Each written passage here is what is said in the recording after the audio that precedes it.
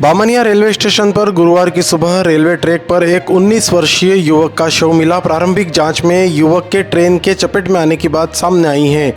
सूचना मिलते ही पुलिस मौके पर पहुंची। शव को कब्जे में लेकर पोस्टमार्टम के लिए भेजा गया है। पुलिस ने मर्ग कायम कर मामले की जाँच शुरू कर दी है। मृतक की पहचान सुभाष पिता पारस वसुनिया निवासी ग्राम धुमड़िया के रूप में हुई है। स्थानीय लोगों के अनुसार गुरुवार सुबह करीब 7 बजे रेलवे ट्रैक पर शव देखा गया। इसके बाद रेलवे प्रशासन को सूचना दी गई। सूचना मिलने पर बामनिया पुलिस चौकी की टीम मौके पर पहुंची। शव को ट्रैक से हटाकर चौकी लेकर आई। परिजनों के मुताबिक सुभाष बुधवार रात बिना बताए घर से निकल गया था। उन्होंने पुलिस को बताया कि सुभाष का अपनी पत्नी के साथ पारिवारिक विवाद भी चल रहा है। फिलहाल मौत का कारण स्पष्ट नहीं है। पुलिस विभिन्न बिंदुओं पर जाँच कर रही है। थानला के समीप गांव मियाटी में गौ हत्या का मामला सामने आया है। मामले में पुलिस ने 3 आरोपियों को औजारों सहित मौके से गिरफ्तार किया। वहीं 4 आरोपी फरार है। मामले में हिंदुवादी संगठन की सक्रियता भी देखने को मिली है। जानकारी के अनुसार गुरुवार को पुलिस को सूचना प्राप्त हुई कि गांव मियाटी के काछला फलिया में कुछ लोग गौ हत्या कर रहे हैं।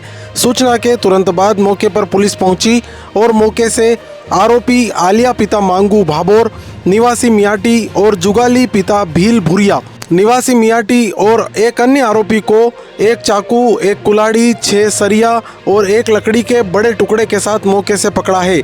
इसके अलावा मामले के कुल 4 अन्य आरोपी फरार है। मामले में हिंदुवादी संगठन की सक्रियता भी देखने को मिली है। मामले में पुलिस ने पंचनामा बनाकर जांच शुरू कर दी है। वहीं मामले की गंभीरता को देखते हुए एसडीएम भास्कर गाचले, एसडीओपी राजेश सुलिया, थाना प्रभारी अशोक कनेश, नायब तहसीलदार राजेश जमरा दल बल के साथ गांव मियाटी पहुंचे। आसपास के वन क्षेत्र में व्यापक सर्च अभियान चलाया। संयुक्त अभियान का उद्देश्य कानून व्यवस्था रखना और असामाजिक तत्वों पर प्रभावी निगरानी रखना है। सुनिए पूरे मामले पर क्या कहना है थाना प्रभारी अशोक कनेश का। गोवध की सूचना मिली थी हमको। हम लोग तत्काल जो है मौके पे उपस्थित हुए, मौके पे गए। वहाँ पे मौके पे जो है 2 आरोपियों को वहाँ पे मौके पे पकड़ा। वहाँ पे काफ़ी मात्रा में जो है गोमांस मिला, जिसको विधिवत जब्त करके हम वापस लेकर के आए। बाद में जो है पूछताछ करने के बाद में सर कि कुछ और अन्य लोग शामिल हैं इस प्रकरण में। जो है तकरीबन हमने 7 लोगों को आरोपी बनाया है और इसकी जांच जारी है। अभी तक हम लोग 3 लोगों को गिरफ्तार कर चुके हैं। 3 आरोपी अभी तक हमारी गिरफ्त में हैं, जिनको न्यायालय पेश कर दिया है। शेष अन्य जो 4 आरोपीगण हैं वो भी फरार हैं, जिनकी हम निरंतर जो है उसकी तलाश कर रहे हैं। हमारी टीमें लगी हुई हैं उसकी गिरफ्तारी के लिए। भविष्य में गिरफ्तार करके इसका जो है उसको न्यायालय पेश करके जेल दाखिल करेंगे। गोमांस के अलावा जो है वहाँ पे काटने के साधन है, जैसे कुल्हाड़ी है, चाकू और कुछ सल्लियाँ जो है वो ज़मीन में गाड़ने वाली वो मिली हैं 5-6 की संख्या में। पल्ली मिली है जिसमें गोमांस रखा हुआ था। इत्यादि जो है सामान मौके से जो है उसमें जब्त किया है पुलिस ने। गुरुवार को अखिल भारतीय विद्यार्थी परिषद झाबुआ इकाई द्वारा प्रदर्शन किया गया। यह प्रदर्शन 10 जुलाई को भोपाल में एनएसयूआई के महासचिव सुभाष यादव द्वारा कथित रूप से 23 वर्षीय छात्रा के साथ मारपीट और दुष्कर्म के विरोध में था। इस दौरान राजगढ़ नाका पर विद्यार्थी परिषद के कार्यकर्ताओं द्वारा नारेबाजी की गई और पुतला जलाया गया। पुतला दहन कार्यक्रम में एबीवीपी से जुड़ी छात्राओं ने विशेष रूप से सहभागिता की और एनएसयूआई संगठन के खिलाफ जमकर नारेबाजी की।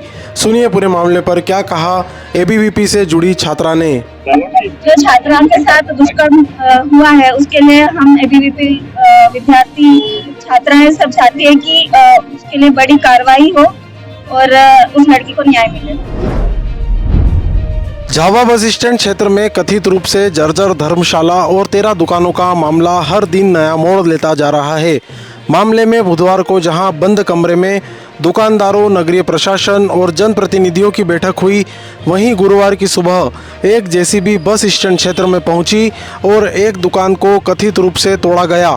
इस कार्रवाई को लेकर दुकानदारों और उनके परिवारों में काफ़ी आक्रोश देखने को मिला। दुकानदारों ने खुलकर कैमरे के सामने नगर पालिका के अधिकारियों को लापरवाह बताया और भ्रष्टाचारी भी बताया।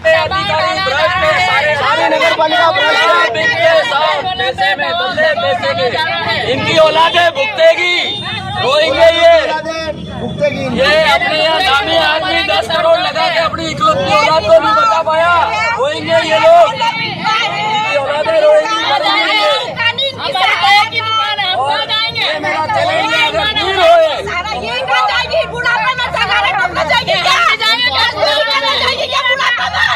इधर जेसीबी से दुकान तोड़ने की सूचना जैसे ही विधायक डॉक्टर विक्रांत भूरिया को लगी, उन्होंने तत्काल दुकानदारों को बुलाया और समस्याओं को सुना।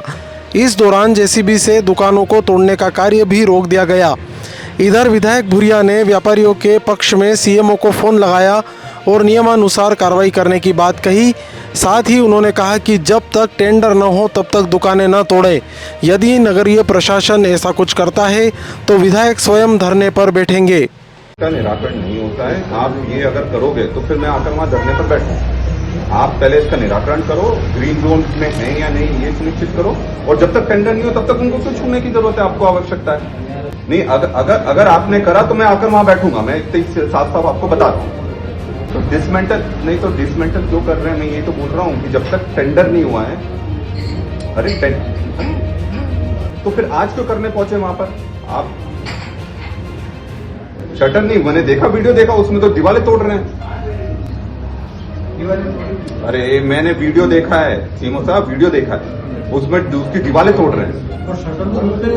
जब तक टेंडर नहीं होता है तब तक वहां कुछ कार्रवाई नहीं होना चाहिए। और इनकी जो दिक्कतें हैं, जो अपने ग्रीन जोन की भी बात आ रही है, इसको भी तो आप सुनो, नहीं तो आधी अधूरी बात कर कैसे करोगे आप? कि आपको पूरी अनुमति नहीं मिलती है तब तक आप दुकानें नहीं तोड़ोगे, ठीक है? और अगर तोड़ोगे तो मैं आता हूँ।